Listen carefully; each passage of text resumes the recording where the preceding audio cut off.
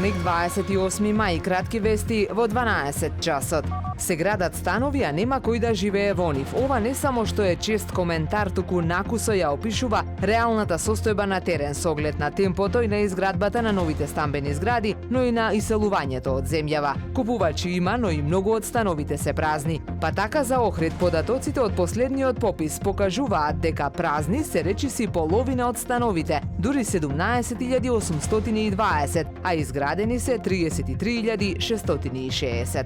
Моето разрешување е спротивно на сите постоечки закони и уставот, вели сега веќе разрешениот директор на клиниката за кардиохирургија доктор Маријан Шокаровски. Според изборниот законник до формирање на новата влада, техничкиот министер нема такви овластувања ниту можност, што се однесува до, како што вели, гнасните лаги и клевети околу наводите за зголемена смртност на кардиохирургија, со што сакаат да се уништи една од најдобрите и најуспешните приказни во јавното здравство. Тој стручниот колегиум деновиве ќе излезат со официјален демант и точни резултати.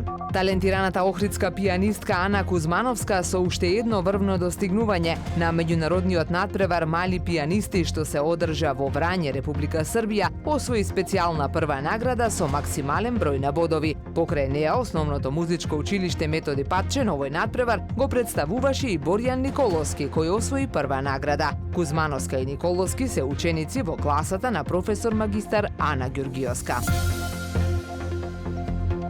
Времето денес сончево со мала до умерена облачност, дува слаб до умерен северен ветер. Максималната температура во Охрид до 21 степен. Повеќе информации на ohridpress.com.mk. Уредник и водител на вестите Даниела Спасик. Технички реализатор Реджеп Селман.